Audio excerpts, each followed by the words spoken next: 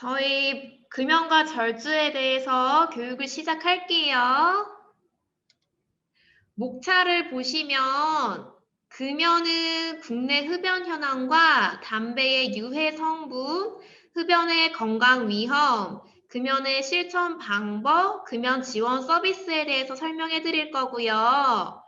절주는 국내 음주 현황, 적정 음주와 위험 음주, 음주의 위해, 알코올 사용 장애, 절주의 실천 방법에 대해서 설명드릴게요. 먼저 금연 설명드릴게요. 흡연자는 전체 성인 인구의 4명 중 1명, 약 1000만 명에 해당을 하고 있어요. 남성의 경우에는 1998년 이후에 점차 감소하는 경향을 보였는데 최근에는 감소 추세가 정체된 상태예요. 여성은 5에서 8% 사이를 유지하면서 큰 차이를 보이진 않고 있어요. 담배의 유해 성분은 먼저 독성 발암물질이 들어있는데 모든 세포와 장기에 피해를 주면서 잇몸이나 기관지에 직접 작용해서 표피세포를 파괴하거나 만성염증을 일으키는 물질이 들어있어요. 그리고 일산화탄소는 산소보다 혈색소 헤모글로빈의 100배 정도 잘 결합해요. 그래서 원래는 산소와 혈색소가 결합을 해야 되는데 이 일산화탄소가 결합을 하다 보니까 혈액 내의 산소 농도를 떨어뜨려서 두통을 유발할 수 있어요. 그리고 니코틴은 중독성이 가장 큰 물질로 심장 박동수를 빠르게 하고 혈압을 높이면서 흡입된 니코틴이 몸 밖으로 완전히 배출되는 데는 약 4에서 5일이 소요가 돼요. 그리고 전 세계적으로 흡연으로 인한 사망 원인을 보면 암이 33%로 가장 많이 차지했고요. 그 다음에 심혈관 질환과 호흡기계 질환이 29%로 그 다음으로 많고 소화기계 질환, 하기도 감염, 당뇨, 결핵으로 인하여 사망할 수 있다고 나와 있어요. 그리고 호흡기 쪽으로는 만성 폐쇄성 폐질환까지 발생할 수 있고요. 증상으로는 기침, 가래, 호흡곤란 등의 증상을 나타낼 수 있어요. 보시면 금연의 실천 방법은 갑자기 담배를 끊었을 때 니코틴이 부족해지면서 나타나는 불안, 짜증, 불면 등의 금단 증상을 완화시키는 니코틴 대체제가 있는데요. 껌과 사탕의 경우에는 일단 지속 시간이 짧은 속효성 제품이라서 순간적인 흡연 충동에 효과적이고요. 패치는 부착 후 서서히 흡수가 돼서 16에서 24시간 동안 니코틴을 일정하게 공급하는 지속형 제품이에요. 그래서 흡연량이 많고 니코틴 의존도가 높은 경우에는 두 가지 제형을 함께 사용하는 것도 권유되고 있어요. 대개 금연을 시작하는 날부터 사용하기 시작해서 8에서 12주까지 사용이 되고요. 부작용으로는 구강 건조, 속쓰림, 딸꾹질, 기침, 피부 부작용, 불면증 등이 나타날 수 있어요. 그 다음에는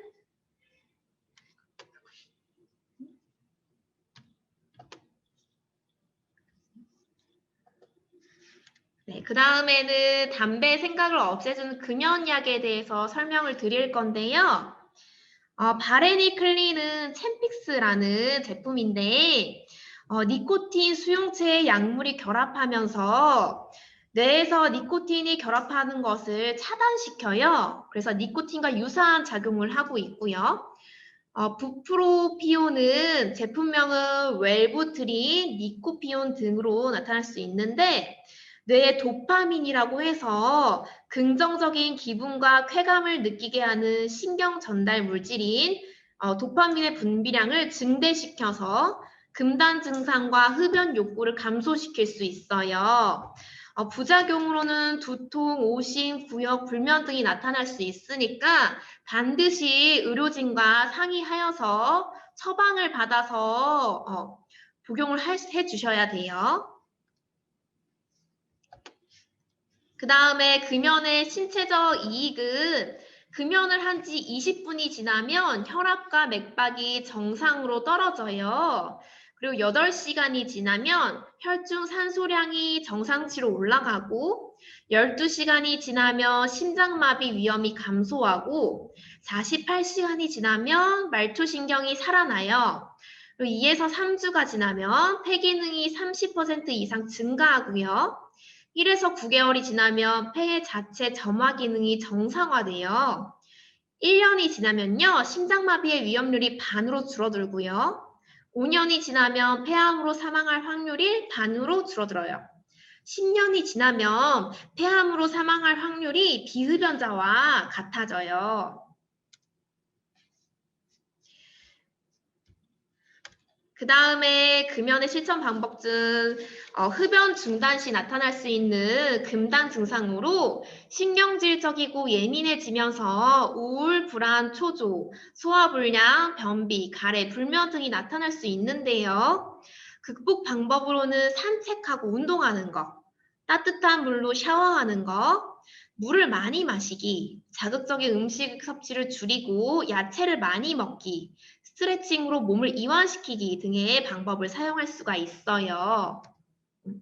금연 지원 서비스는 보건소 금연 클리닉이라고 해서 먼저 금연 상담을 대면하거나 전화로 해드리고요. 금연 보조제를 12주 동안 제공을 해드리고 금연 교육을 해드려요. 이렇게 6개월 동안 이렇게 금연 관련된 클리닉을 받으신 다음에 이제 추후에 6개월간 관리를 해드리고 있어요. 이거는 금연 두드림 온라인 사이트를 참고해 주시면 되고요.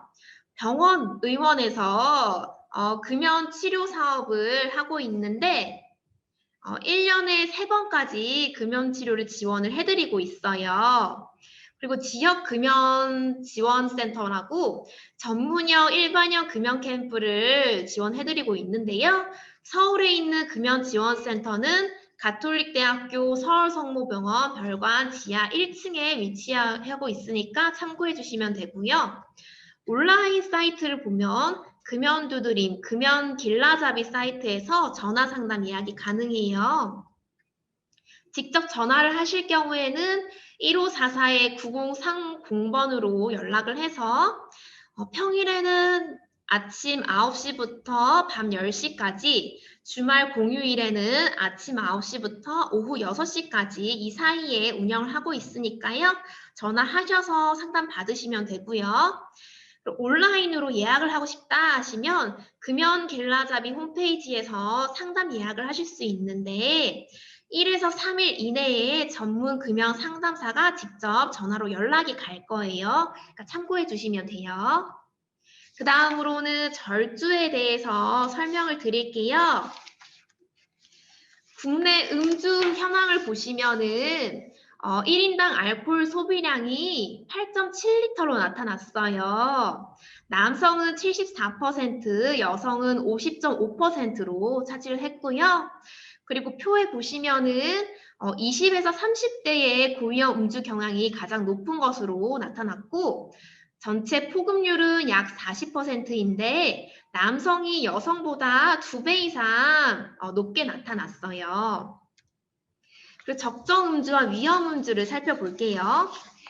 1표준자는 한 잔에 포함되는 알코올 양으로 WHO 기준으로 10g에 해당해요.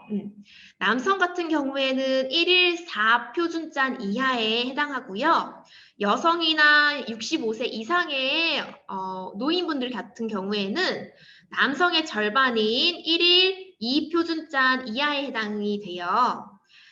남성의 알코올 종류별 저위험 음주량의 예시를 보자면 17.5도의 순한 소주는 4잔에 해당하고요.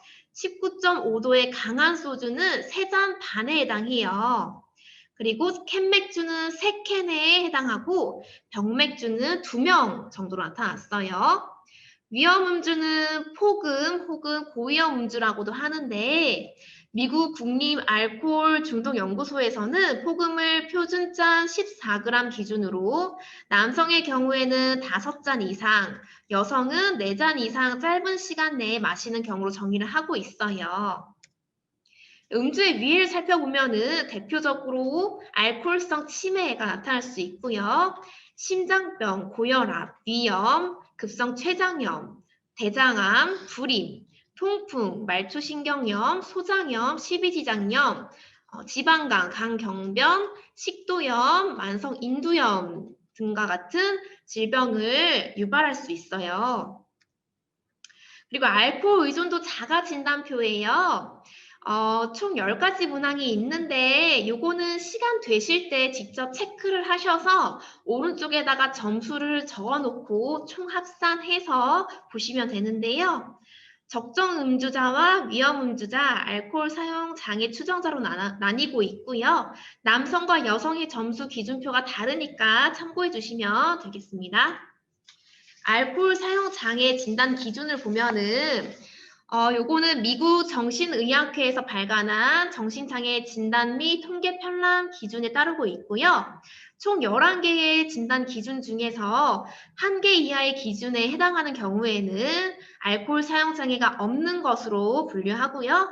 2~3개의 진단 기준에 해당할 경우 중등도 알코올 사용 장애, 4개 이상의 진단 기준은 중증 알코올 사용 장애로 진단하고 있어요. 이것도 시간 되실 때 직접 체크하셔가지고 한번 진단 기준에 따라서 알코올 사용 장애가 있는지 어느 정도인지를 한번 살펴보세요.